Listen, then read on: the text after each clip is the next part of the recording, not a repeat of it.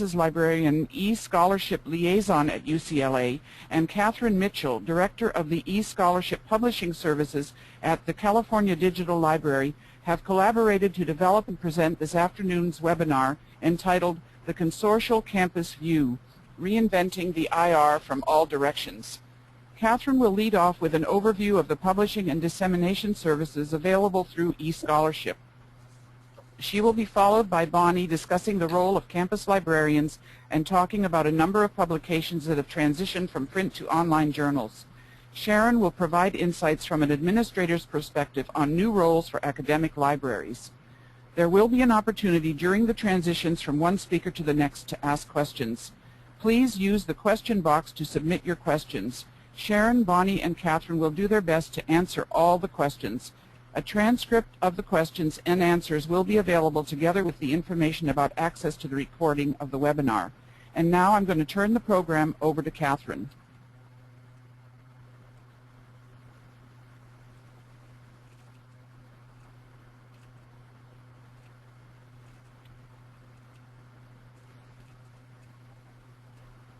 Thanks very much. This is Catherine Mitchell, and I want to begin by saying that I am delighted to be here and be talking about this with everyone. I want to make sure that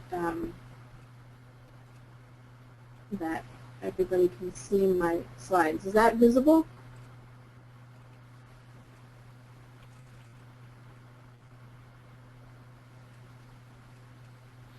Okay, great. So I'm here today to talk about the first part of our three-part presentation on basically what it means to remake the IR, and specifically in the context of a consortial institutional repository model, which is very much what defines UC's activities around institutional repositories. We are 10 campuses, and I work at the California Digital Library, which is the system-wide digital library for the UC. So we provide services to all 10 campuses. At the same time, we are serving all 10 campuses with our platforms. So let me just begin at this point with the the intro to my talk. I want to begin where many others are these days, and that is in worrying about the languishing institutional repository. The IR, it would seem, has in many ways failed to realize its potential over the years as a place for institutions to capture and support the intellectual output of their faculty and graduate students. I think Dorothea Salo puts it really splendidly in this quote. Library-run institutional repositories face a crossroads, adapt or die. The build it and they will come proposition has been decisively proven wrong. Software and services have been wildly out of touch with faculty needs and the realities of repository management. I want to make the case that eScholarship has historically been no exception to this situation. Though UC's IR has often been pointed to as an example of successful IR, given the numbers of items that have been voluntarily deposited in excess of 30,000, as you can see on the slide, when you put that number in the context of UC's publications per year, as you see there, this is just the formal journal articles. UC is putting out more than 26,000 per year.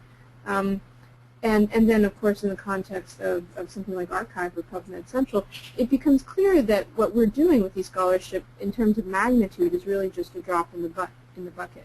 Clearly, both the disciplinary repository and the mandated deposit models have taken hold in a way that the IR has not.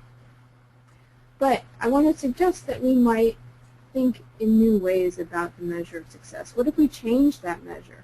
What if we reject the notion that an IR should be judged by its number of deposited items and focus instead on the value it may bring to the institution as a result of the services it provides to that academic community? Then, of course, we have to go into a sort of an analysis of what we mean by value. What is the nature of that value that we'd be measuring? We started thinking hard about this a couple of years ago at UC, and we decided that it was time to remake our IR into something more relevant and more compelling to our constituents. So making a value proposition that was going to really resonate with our faculty and graduate students. We reframed the conversation Instead of simply asking faculty to care about policy issues such as intellectual property or escalating journal pricing or open access models of scholarly dissemination, which were at times falling on deaf ears, those efforts, we decided to ask them what they needed. What can we do to help you? We got a lot of really good data from the folks we call eScholarship liaisons, and Bonnie Terina is one of those, our eScholarship liaison at UCLA.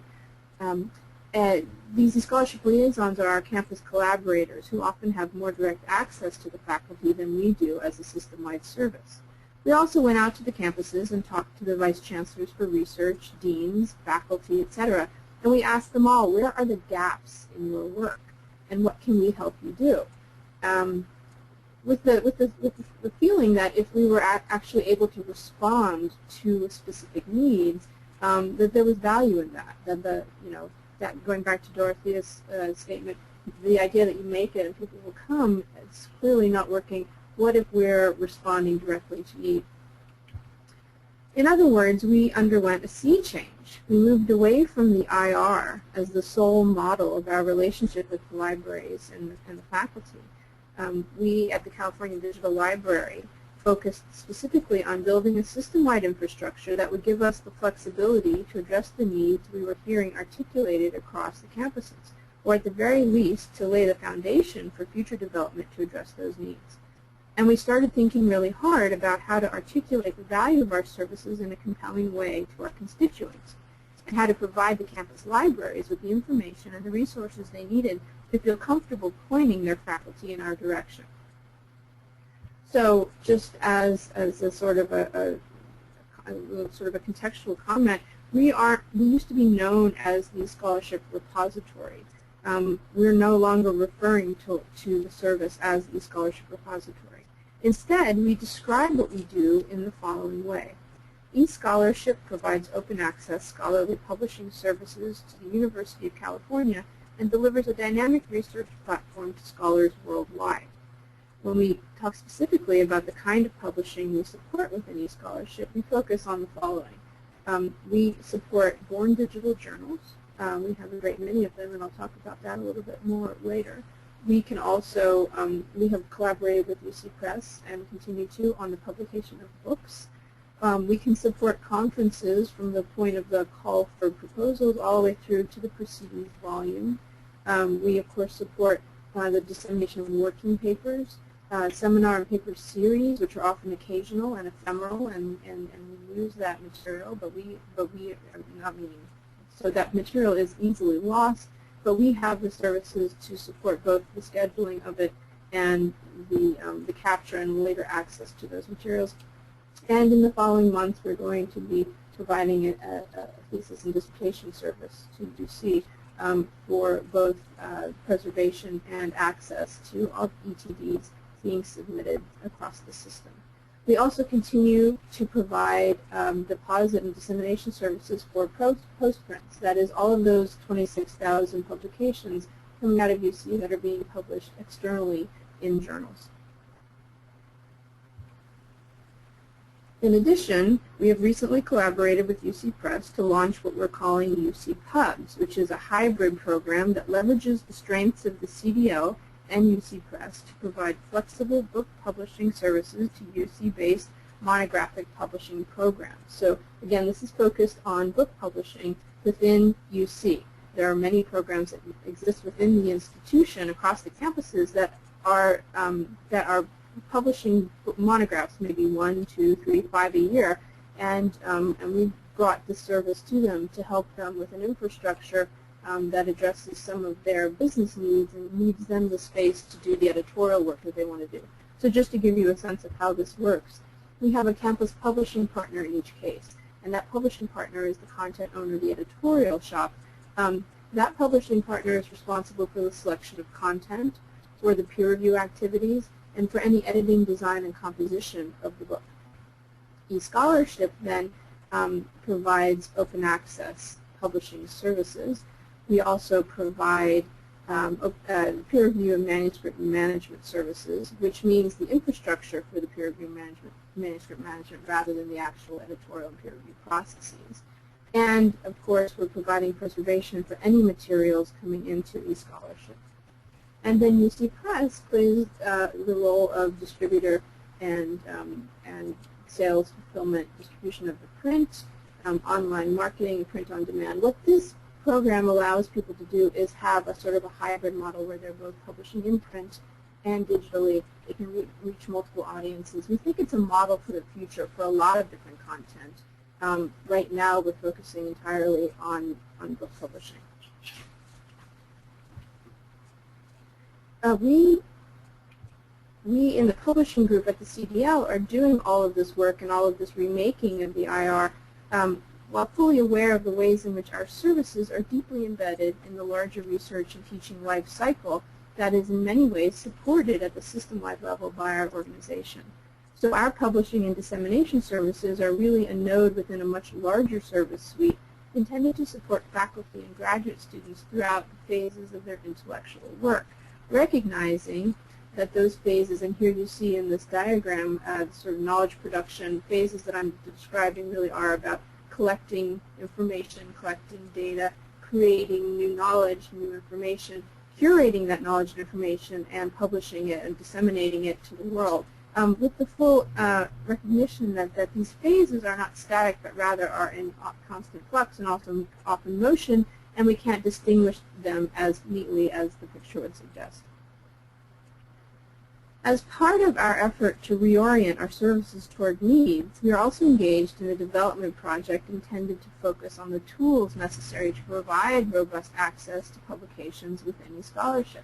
So we went through a redesign project, spent the last 2 years working on this, and launched the redesign of eScholarship in October of 2009. Our redesign was focused very much on the same kinds of values and standards that we were bringing to our more general thinking about the service. So emphasizing services, not policy. The importance of contextualizing content, making sure that all content that was being accessed and viewed was always embedded within a larger framework that was clearly branded, that established the authority and legitimacy of the work from the first point of access. We also have enhanced tools for research and for display, and I'll give you an example of those in a moment. And then, of course, to remain true to our development philosophy, to make sure that what we were creating was generalizable enough and scalable enough that we'd be able to grow with the needs of our institution. So this is an example of, and this is what we call an object view. This is a publication view. Now, though we are currently a PDF based publishing platform, we actually display the publications up front in a sort of an image rendering of that PDF so that you can view it in the context. You can also download it, but initially what you're seeing is an image rendering. So you get to the publication immediately without having to download. We found that it was fundamental to make clear the distinction between peer-reviewed and non-peer-reviewed material, which we had not done previously. It's gone a long way toward assuaging some of the fears of the faculty that putting their material into eScholarship would diminish the legitimacy and the authority of the material. It's crucial that people can distinguish between those peer-reviewed and non-peer-reviewed materials at the point of entry. We also have a lot of services here, or tools, to help people search deeply within the document, keyword search within the document wherever. We have additional information about anything that lives in a journal that we host. We also have a recommender service that brings up similar items intended to help sort of broaden the context in which a researcher is finding materials within eScholarship. And then you can see at the top there are a series of tools that enable people to share the materials, to cite the materials, to save them in an item in My Items area for later distribution to themselves or to others as a bibliography. This is a search results page from our new service, and again, I just want to show you some of the choices we've enabled faceted browsing within the results, so people can find materials peer-reviewed or non, by discipline, within the UC system, which enables us to offer unique views into the content based on specific locations and campuses. And you can see this little person is representing a peer-reviewed item, and the mouse over reveals the word peer-reviewed. So really, that was the sort of technical part of the project, but perhaps the most crucial part of the repositioning of the IR as an open access publisher was the task of learning how to talk about the services in a way that would be compelling to our faculty. We decided that we needed to distill the message down to a simple what's in it for you list. So here's the list. We go to faculty and we say, this is what you will gain personally as a researcher by working with us. Beyond the specific needs of the kind of content they need to publish, they can retain copyright, they'll reach more readers, they can publish when they want to, and they can protect the future of their work through our preservation services at the CDL. We then, at the same time, recognize the need to develop that message excuse me, in different ways depending on the specific audience we are addressing. So we have to recognize the cultural differences within disciplines around publications of record and around issues of tenure and promotion. We must recognize the important distinctions in ladder-ranked faculty at different phases of their career and the risks that they're willing to take with their publications, placing them in an alternative publication platform, placing them in open access, and be able to address some of those concerns on a case-by-case basis. We must also recognize the unique challenges and opportunities around interdisciplinary formation. Interdisciplinary formation is actually an opportunity for us, a really interesting opportunity, because they're often within these points of interdisciplinary work not yet established publication outlets or reading communities. And so often we're finding that the interdisciplinary units, the centers, the convergence is where our services are really quite compelling. Alongside those concerns and our efforts to speak in a way that's nuanced and specific to our unique constituents, we have the additional challenge of the consortial model, how to communicate effectively to 10 campuses and to provide adequate resources to those campus libraries so that they can reach out confidently to their local communities with a clear understanding of how our services can meet their needs. And this just gives you an example of some of what we did. We had press releases. We sort of fanned out throughout the system for in-person presentations and individual meetings in conjunction with Open Access Week in October. We designed print collateral that we hoped that the campuses would feel good, sort of going to their constituents, their faculty, and giving them this collateral to make clear what it is that the scholarship services provide. We created a video.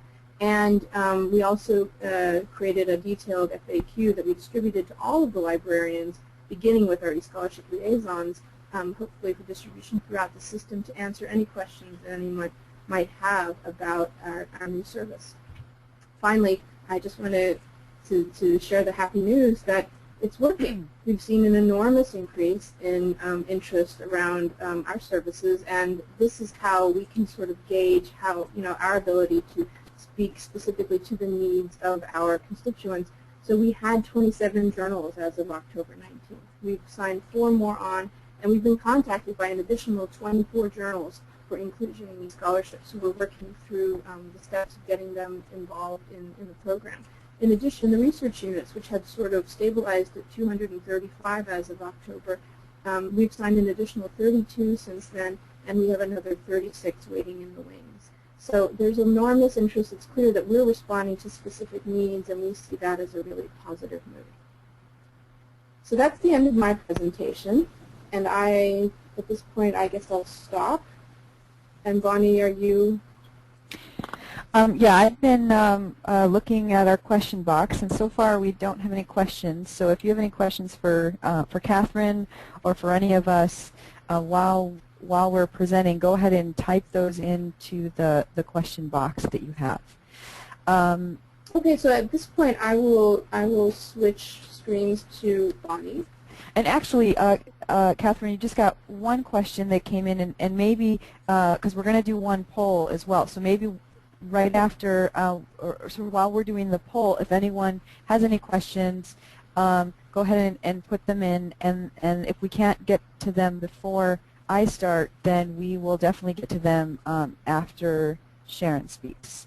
So let's go ahead and launch a poll. We have 3 polls. We just want to ask a couple questions of the audience. So our first poll for you right now is which of the following services does your repository provide, or even if you don't have a repository and you're thinking about one, what kind of services would you like it to provide?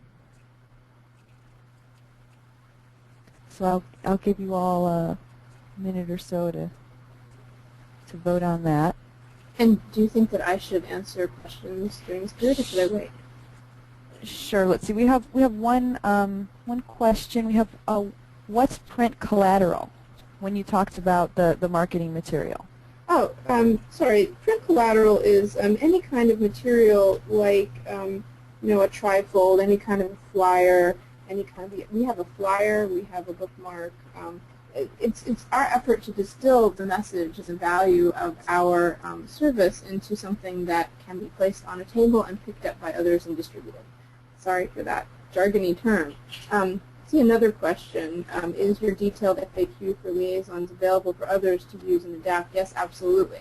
We'd be happy to share it. In fact, I think if it's not openly available on the eScholarship site, we could certainly send it to you. So please contact me. You see my email address on the slide, and we'd be happy to share that. Okay, now I'm going to go ahead and share the results of our question. Okay, as expected, preservation access is very important. Very interesting. Very interesting, yes.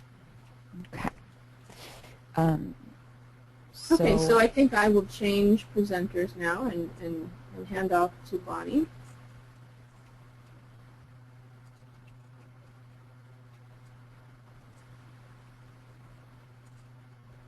Okay. Hi, I'm Bonnie Tiarina. I am the Collection Services Librarian at UCLA. I'm also, one of my roles is as the eScholarship Liaison. So the next two speakers you'll be hearing from is me and Sharon Farb. So here's a photo I found of both of us during Open Access Weeks. We have our little Open Access buttons on.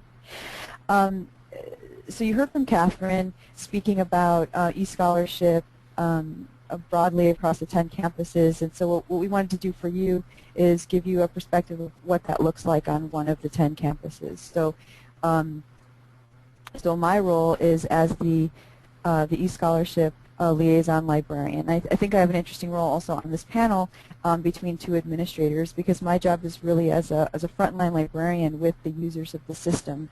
And by that, I don't mean the sort of the end users of the eScholarship as a product, but as the content providers. And so this gives me a unique perspective on how the tool works for the differing needs on a campus.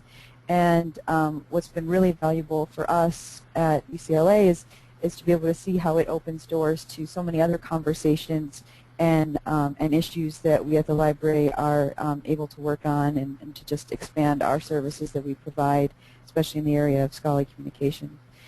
It gives me a view of kind of what's on the horizon, what's cutting edge, and you know, what our users are users of eScholarship, the content providers of eScholarship, are looking to do with their content.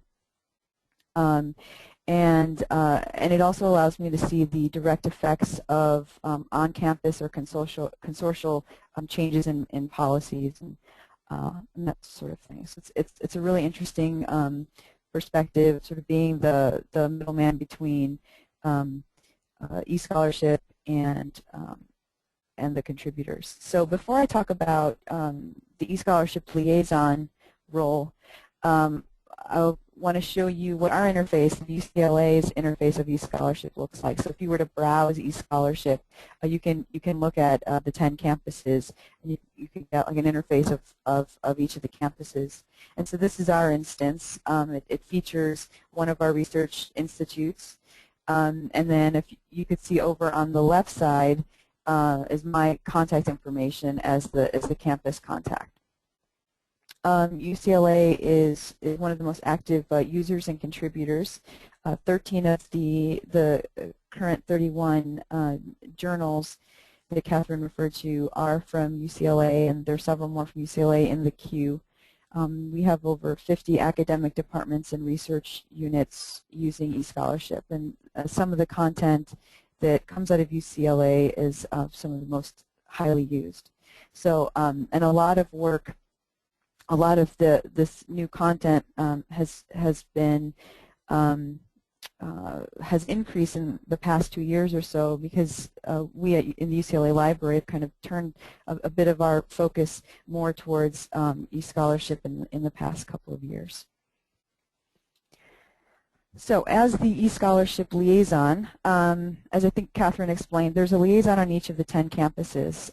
Some are more or less active in this role. As I sort of explained, we're a pretty active campus in this role because we think this is an important type of engagement with our campus community. It's a priority for us, and it fits within our broader scholarly communication outreach and support on the campus.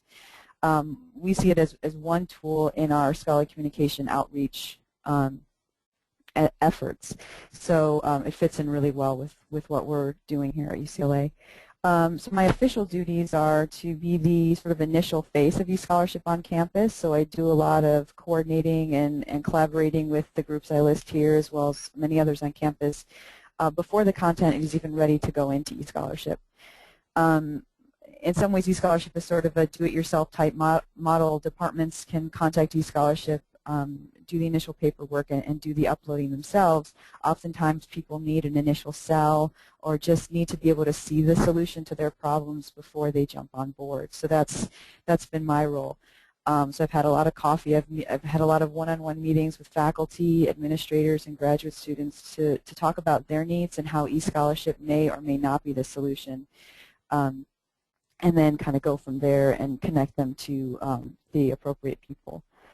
Many of my referrals come from library departments. So for instance, our digital library program often passes along faculty and departments who come to them initially to post content in our digital library. But our digital library is more focused on special or unique type of collections or content that wouldn't easily fit elsewhere. And so often we get referrals that way, and then I work with faculty at that point. We also do a lot of internal communication with our subject librarians, so they're aware of eScholarship, any updates about eScholarship, and I've seen a great benefit to doing that. Just recently, one of our biomedical librarians noticed a call for papers for a new publication just hanging up on a board, and she contacted the editor and included me on that to let me know that was happening and to inform them about eScholarship. So just having the frontline librarians on top of what's happening with eScholarship and what it does and what it has available has been a really great help for us drumming up business. So I also work closely with Catherine with the eScholarship outreach and marketing coordinator there, and with the operations coordinator at eScholarship. To push out marketing materials, also to help if there's any bump in the road when someone is initially setting up the journal or has their initial paperwork. I think sometimes just having someone in person helping them just get the process going has been really helpful. And oftentimes I'm doing the initial introductions, virtual introductions between the UCLA campus and the person that they would be working with at eScholarship to do the initial setup and training. So I think a few examples might help explain sort of what I do here locally. So this is one example we've been working with over the past year or so. The International Society for Comparative Psychology has a journal that's openly available on their website, and one of the editorial board members is Professor Aaron Blaisdell from the UCLA Psychology Department. The current content is available and free of charge on their site, and he was looking for some help. He came to the library because he was looking to digitize some of the back files. We were interested in having this journal be part of eScholarship, so we sort of worked with him in regards to how we would digitize the back file. We coordinated scanning with Internet Archive scanning stations that we had here at the UCLA campus for a while, and then I worked with a student to create a workflow to break those files up, to upload the content, add some basic metadata, essentially just to kind of get him going into eScholarship. And now those back files have been digitized, have been moved into eScholarship, and now Dr. Blaisdell is a big advocate for us on campus for the library and as an OA open access advocate for us. So that's been a great working relationship with him. I also want to highlight a great relationship we've had with our Graduate Student Association. We've worked with our Graduate Student Association in the past on presenting every quarter, usually on issues related to like permissions for dissertations and other topics. And actually Sharon Farb and my colleague Angela Reggio have often presented on those more legal intellectual property type topics to this group. And the Graduate Student Association has a publications department that oversees over 20 graduate student journals. Most of those journals were in print. And so we partnered with the new director of publications, who used to be an editor of a journal that that lives in eScholarship. It's called Interactions, and it was a born digital open access journal. So we were lucky to have that kind of a partner in that role, and so we've been able to build that relationship and move several of our print journals, the print graduate student journals, digitize them and help the graduate students move those into eScholarship, and from this point going forward, several of them are now publishing online journals. And I use Carte Italiane as an example. We were able to help them scan the back files. I used a similar workflow that I had created for the International Journal of Comparative Psychology, which they followed that over the course of the summer. They were able to upload all of their back files and now currently have all of their content in eScholarship. But they also did want to keep a print version for some of their subscribers and just to have a print version. So Catherine mentioned a kind of a partnership we have with the University of California Press to do some print on demand of some of the content in eScholarship. So this particular publication and several others have taken advantage of that and of that partnership, and now offer, as I think you could see in here at the top, there's the option to buy, and this is what someone could purchase. So that relationship with the Graduate Student Association has continued. We've helped several other graduate student editors as they are moving from print to online. So I guess what I'm trying to get at is beyond just eScholarship, that in support of eScholarship, we've been able to expand our services and enhance what we've already been doing. So we have created these new workflows for digitizing print materials. We've done a lot more work on answering questions related to permissions and copyright, especially related to moving content from print to electronic. We've helped revamp and update several author rights agreements and journal policies for journals moving from print to online. We've been able to work with and encourage a lot of graduate students who often are interested in working in a more digital environment to sort of help them speak with their departments about moving from print to online and kind of the advantages of that. Often they're sort of isolated in their interest in doing that, so we've been able to support that. And our work with graduate students has led to a new service that we provide, which is a bi-weekly office hour for student editors. And one of the grad students in the Media Center created a great little poster for us about our bi-weekly meetings. And essentially we hold these meetings for graduate student journal editors about journal-related issues, copyright, eScholarship, print publication alternatives. And so this is a new service that we've been able to provide, and we're really excited about. And then just to wrap up, again, being on a campus and talking with faculty and students and departments, we see a few needs sort of that we'll be needing to address soon, and those relate to multimedia, non-textual work, large data sets, and thinking about the scope of the support we want to provide. So those are just some of the kind of things coming on the horizon.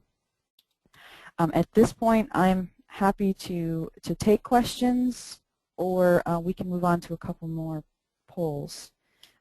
Sharon and Catherine. It looks like you have a question, Bonnie, okay. about what do the eScholarship liaisons do? And you talked about it a little, but that's one question. And then there's another question about, probably for you and Catherine, or did you switch to B-Press when you switched the mindset? There's a couple of questions, so maybe you could take one or two, and then we could push on with the poll questions and then come back and pick the rest up following my brief remarks. Okay, well, related to the to eScholarship liaisons, I don't really think there's a formal job description as much as kind of the areas that I covered.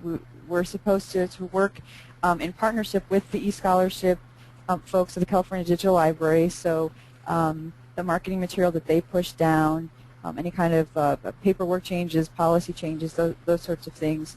I work with that, but essentially I'm an on-campus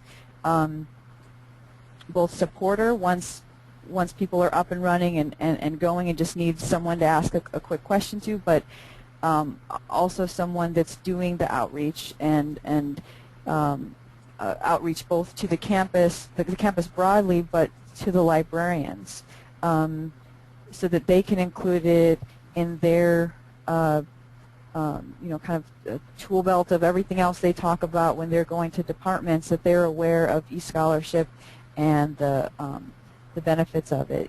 If our librarians weren't aware of when eScholarship could be useful, I think there'd be a lot of missed opportunities, because a lot of things I wouldn't see, but if they're sitting across from a faculty member discussing something else and learn that a department publishes a newsletter and doesn't know where to keep it to preserve it, I mean they need to know, the librarian needs to have that information available about what eScholarship is and what it can and can't do. So my job is really just to educate as many people on campus about it, and then be sort of the initial support and any kind of support. I take the feedback and send that back up to Catherine. So it's not so much a formal thing as it is what we sort of have time to do on each of the 10 campuses.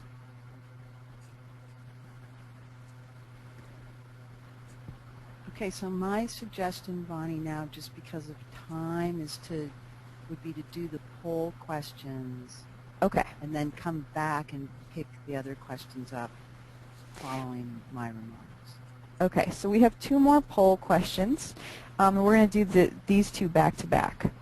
The next one is, if you have an IR, what is your IR model? Do you just have a local IR? Are you part of a consortial model? Or if you don't have one, which are you looking for or looking to be a part of?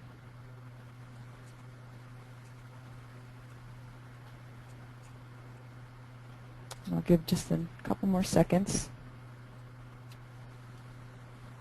Okay.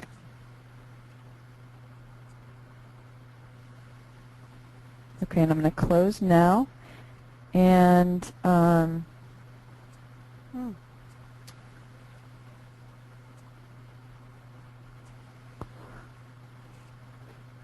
okay, is everyone able to see those? Sharon, can you see those? Yeah, interesting. The results? Okay. Okay. All right, and we will do one more. who sets policies for your IR? A faculty senate, the library, consortial leaders?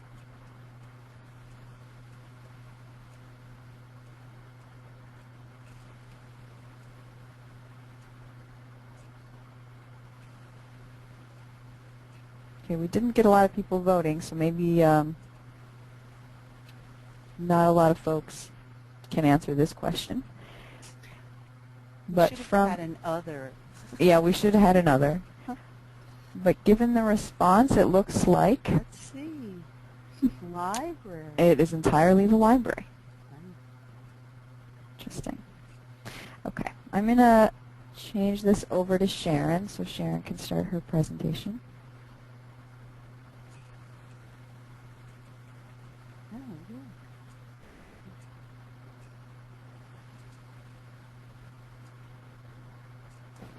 Okay. Can you guys hear me okay? I had a little problem with my mic in the sound check. Is this good? My fellow presenters, can you hear me okay? You sound great. Great, okay. So thank you for your poll responses, and as Pamela said at the outset, I'm just going to take a few minutes from an administrator's perspective and talk a little bit about new roles related to IRs. So, you know, today we have been discussing consortial and campus views, and my brief remarks are focused on the role and purpose of IRs that align with the university and the library's mission in higher education. Hence the title of my brief remarks. It's all about mission. So in general, you know, when we think about the mission of higher education, you often see those three things that I just threw up on the screen: research, teaching, and public service. And when I listen carefully to what both Catherine and Bonnie have talked about this morning, it is really hard to imagine that this set of services and this thing that we in the UC call eScholarship publishing services now is not addressing each and every one of those three things. So in my view, and the argument I'm going to make is that our instance and our conception, and I think everybody who's participating in this webinar today will find a set of services that relates to this that is mission critical. And that's where I think we can really move forward together and meet the needs of our scholars and students and the community that we're trying to support. As Catherine noted, the value of whatever we call this set of services, whether you're calling it a repository or you're calling it publication services or you're calling it something else, it's not merely about quantitative measures of how many of whatever it is you're trying to get you have. It really is rather about the value that relates to the mission-critical nature of the needs that we're trying to address. And those are the needs of the scholars, the academics, the researchers, the students, and the faculty to, in the creation of new knowledge, to have a place to both disseminate it and to preserve it over time. So libraries have always supported the three themes in the mission of higher education. We do it all the time. And I want to just read for you guys now a quote that I think expresses this very tight relationship between this set of services, the academic mission, and the mission of libraries. And this is a quote that from Clifford Lynch in a paper that he wrote in 2003 that was called Institutional Repositories, Essential Infrastructure for Scholarship in the Digital Age. And Clifford states, at the most basic and fundamental level, an institutional repository is a recognition that the intellectual life and scholarship of our universities will increasingly be represented, documented, and shared in digital form, and that the primary responsibility of our universities is to exercise stewardship over these riches, both to make them available and to preserve them. So, I mean, for me, it's just so apparent that this set of services is mission critical. You know, you've heard from Catherine and from Bonnie about what we think is really the strengths of the set of services both that we've created and the infrastructure that we use. And I just want to, and it looked like from the poll that about a third of the folks participating in the call are grouped in some kind of consortial manner with each other. So I just want to throw out, for those of you that are still not yet doing that, some of the things that I think have been a real advantage for us as a campus in terms of being part of a consortial approach. So, you know, the first one that I have up is really obvious. You know, one infrastructure, many users, and as you could hear from both Catherine and Bonnie, many uses. There's the uses we know, there's the uses we hope to be able to manage going forward, some of which have not wholesale been included yet in the set of the suite of services. Also, it lets us aggregate more, and we know from every other aspect of both delivery and creation of collections for our users that more aggregation is often really beneficial as long as it's really clear what it is in the context that you're looking at. The centralized management of the suite is far more cost effective than if any one of us tried to manage it ourselves. It's also, we hope, always more sustainable. It also makes it possible for us to provide and preserve increasingly larger parts of our own scholarly record, which we're particularly interested in. Bonnie highlighted a couple of really good local examples, but as you can imagine, and I just want to state it, that is multiplied many, many times over throughout the University of California. So if you haven't really explored our site and the sites, take a look at it. It's a really rich set of offerings. So in part, by my way to get to the end so you can ask more questions, I just want to highlight, and you heard it already, for me, when you look at here, think about Clifford's quote, it's all about services. So I've thrown up, you know, kind of from the administrative point of view, what I think some of the huge, big umbrella topic set of services are. It's about the creation and dissemination of knowledge. That's why it's going to be mission critical for us. It's about stewardship of collections in the scholarly record. It's about publication services. It's about persistent access. It's about the broadest possible set of educational uses. And it also, one of the features that we've gotten that's new in the redesign is a much more granular and robust set of usage statistics, which is really, really helpful and of interest to all the folks that are participating in this. Some of the things that I didn't put up there but are equally important, and Catherine mentioned them, so let me just highlight them just by voice. That is about the contextualization of content. That's critical in any digital content, you know, that we are creating here. Branding, the fact that everything is clearly identifiable in terms of the scholar that it's coming from or the set of scholars as well as the campus. The transparency of labeling now as to the content, whether it's peer-reviewed or not peer-reviewed.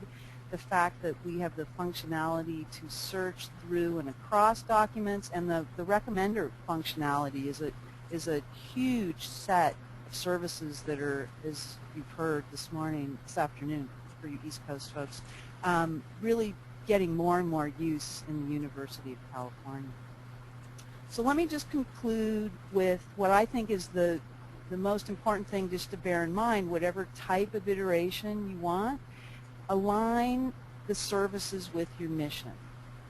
Align your services with what your users need. I think one of the really critical questions in reframing we did, which we're doing throughout library services in general, is asking what can we do to help you, rather than what maybe happened in the past passively, which is, you know, what can you do to help us? It really needs to be what we can do to help you. I think the challenges are deciding for yourselves each and every one of us, including those in the consortial arrangements, what is the array of services that are most important to your users? Where do you want to start? Don't, as Catherine said, don't build out things that people aren't asking you or don't have a need for.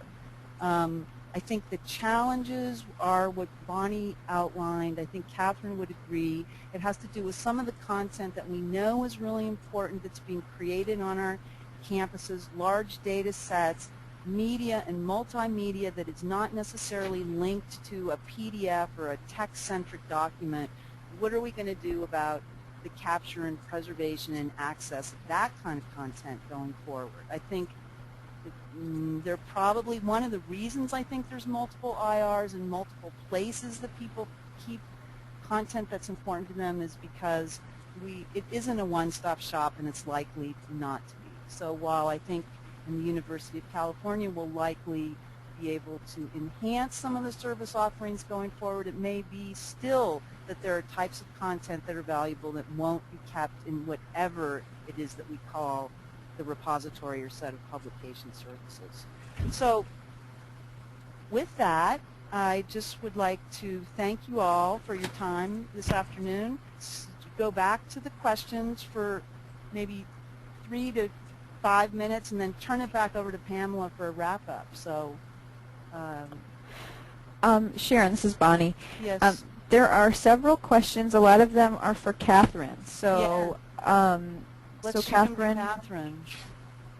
Okay, yeah, I'm happy to. I can see that there are a couple of questions about our relationship with bpress, and those are great questions. Just as a sort of background, prior to our relaunch, we were bpress was our hosted solution, and all of what we did was enabled through the bpress system. Our redesign was actually an effort to reclaim the access portion of that service. So it's the case that bpress still provides the submission workflow. So anything that anyone's publishing or uploading goes through the bpress backend. But once it's into the bpress system, we now harvest it from bpress and index it locally within our new system. And so all of the display layers, all the functionality that you're seeing is supported by the California Digital Library, including the faceted browsing, which is something that we developed for our new interface. And then I noticed that there was another question about preservation. And I'll quickly take that one, and then maybe we can go back to Bonnie and Sharon. How we provide preservation for our IR content. We have the Digital Preservation Repository, as you've mentioned in your question, at UC, and we work very closely with that group. We're busy integrating our systems right now to support the ETD, the Electronic Thesis and Dissertations project that we're engaged in. So all of the content within eScholarship is preserved within our preservation repository. We also want to be able to harvest from that repository as a sort of a submission workflow for the ETDs. So materials going into the preservation repository could then be harvested into our system, and so that's the mechanism that we're working on right now. bpress also has all sorts of redundancy and multiple copies and versions, and it does all the work that it needs to do to make sure that it's able to provide sustained access. But the preservation work is really happening internally within the California Digital Library. Okay, I will quickly answer one of the questions, and then we could turn it over to Pamela and finish answering questions after that. Susan Davis, you asked roughly how many staff are involved in each of the service areas. I'm guessing you're referring to specifically locally at UCLA the sort of services we provide around eScholarship. I think that's what you mean, so that's what I will address. So technically, I am the eScholarship Liaison librarian. It's a small part of my job. So and it kind of depends on the week how much of my time is spent doing work related to eScholarship. But my goal and what we've been trying to do is to really sort of disperse that work, especially the outreach portion, the marketing portion of my work, by just educating the librarians and the folks that already are fanned out across campus, the librarians that work, that do a lot of instruction, do a lot of one-on-one research support and help with graduate students and faculty, and those that go to department meetings often. Like we have a librarian in my department, and he often goes to departments to talk about copyright and permissions related to our course management systems on campus. And one of my goals is to provide him with a lot of resources and information related to eScholarship, so that could just be one of the many things he touches on when he discusses the topics he does when he goes to these departments. So we're just trying to make it sort of a module amongst all the other scholarly communication outreach and work that we do, in order to keep it beyond just one person at UCLA that's focusing on it. And then if it comes to more of like technical or nitty-gritty stuff, like setting up that workflow for digitizing and that kind of things, that's more of like of my area. So, but yeah, as much as possible, we're trying to get to just use eScholarship or have eScholarship as just one other thing that we discuss when we talk to faculty. But I think I will allow Sharon to turn it over to Pamela now. Let me turn to Pamela. Let me just say one really quick add-on to what Bonnie said, just in case this is relevant to any folks who are interested in that question. It is in Bonnie's statement of professional responsibilities that that her part is in there. And then in every librarian's statement of responsibilities, there is a line about engaging in the scholarly communication set of things. So we are, as Bonnie said, really trying to build an infrastructure at UCLA that uses the liaison model and informs them so that they can participate in this. That will get us the broader outreach that we need to meet the needs of the campus. So with that, I am moving over to Pamela for wrap-up.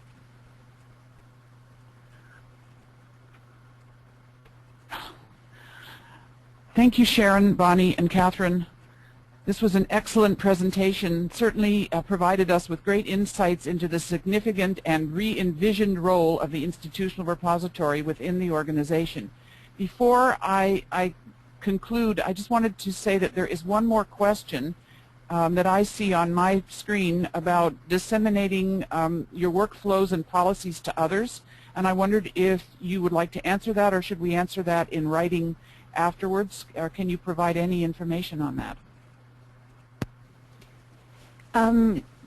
Gerald, if you mean specifically like the workflow that I mentioned related to moving a lot of the content from print to online, I'm definitely, I'm happy to provide that if that's what you're referring to. If you want to email me directly, or if you're referring to something for Catherine, if you want to let us know, we definitely can provide that.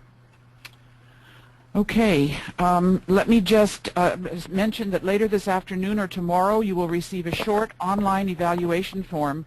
Please do take a few minutes to fill it out and return it to us. Your comments help the ALCTS Continuing Education Committee to plan and shape future continuing education offerings, not only on the topic of institutional repositories, but also on other subjects. And if you have suggestions or would like to make a proposal for a webinar, there's a form that you can fill out on the ALCTS website, and we would be very happy to receive your suggestions and proposals. On May the 19th, Leah Vander Yacht and Alison Sivak from the University of Alberta in Edmonton will present Perpetual Beta, IRs Then and Now. As institutional repositories mature, implementers are gaining valuable information to help them chart the future of the IR. This presentation will examine whether and how closely the theory of IR implementation matches the reality. As we sign off this afternoon, I would like to thank Wade, a member of the CE Committee, for providing technical support for today's session. This was Wade's first time flying solo doing technical support, and it worked out really well. Thank you, Wade. I would also like to thank Berkeley Electronic Press for supporting the entire series of webinars on institutional repositories. Thank you all very much for your attention this afternoon, and we hope you will join us again on May the 19th for this season's final webinar about institutional repositories.